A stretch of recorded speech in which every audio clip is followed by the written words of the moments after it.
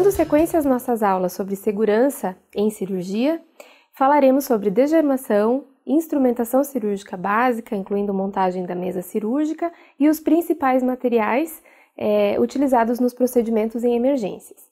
Então, a degermação das mãos e dos antebraços consiste na escovação ou antisepsia cirúrgica. É dividida em duas partes, a degermação de mãos e punhos e a degermação dos antebraços até o cotovelo, que é a parte final do procedimento e deve igualmente ser realizada com todo zelo para aumentar a segurança do procedimento.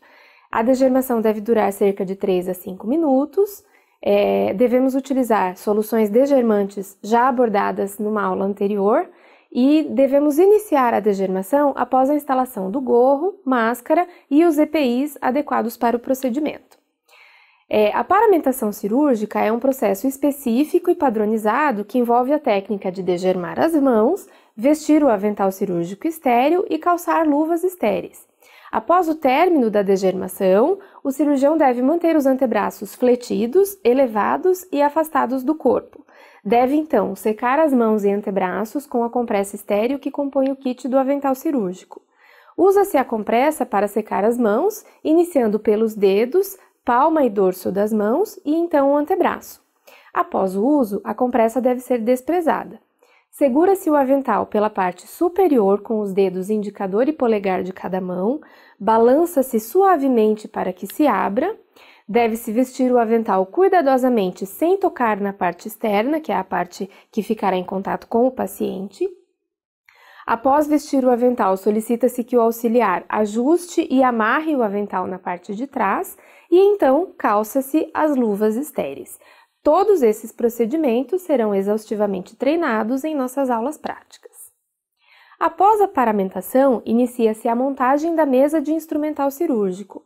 A mesa deve ser coberta com campo duplo ou plástico impermeável estéril em toda a sua extensão, com folgas nas laterais. Todos os materiais de uso previsto para o procedimento devem estar disponíveis, acessíveis e organizados. A mesa de instrumental normalmente é retangular, metálica e possui rodas para movimentação e, para fins de organização, é dividida em 4 quadrantes, seguindo os tempos cirúrgicos. Primeiro quadrante diérese, segundo preensão, terceiro quadrante hemostasia e quarto quadrante síntese.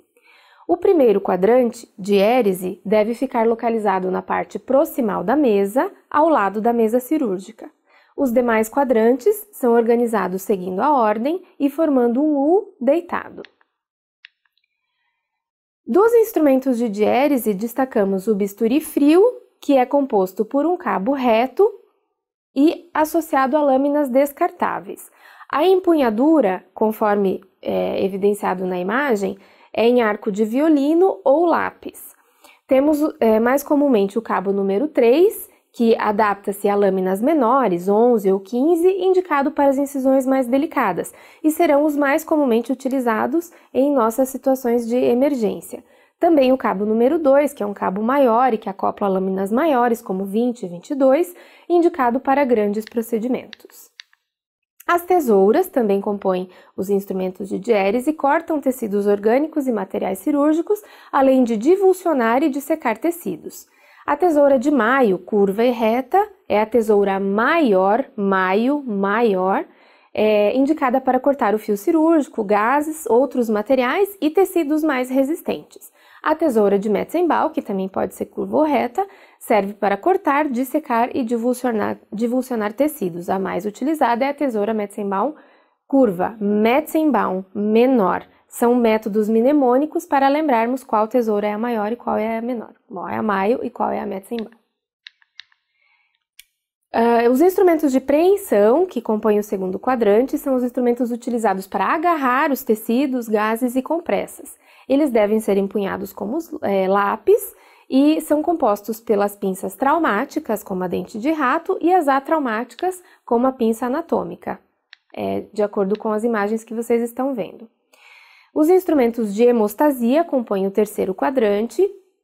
As pinças hemostáticas são indicadas para conter sangramentos, possuem anéis e cremalheiras que geram preensão contínua, devem ser empunhadas como as tesouras e tem como funções pinçar pequenos vasos, promover ligaduras, fixar fios de sutura e tecidos orgânicos.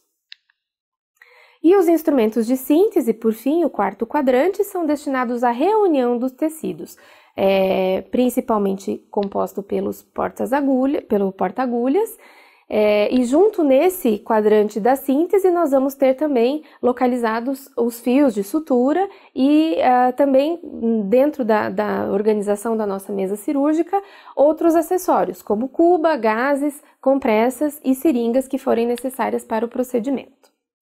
Falando sobre os fios de sutura, são fios que são utilizados para realizar a síntese ao final dos procedimentos, divididos em fios absorvíveis, que são metabolizados pelos tecidos durante o processo de cicatrização da ferida.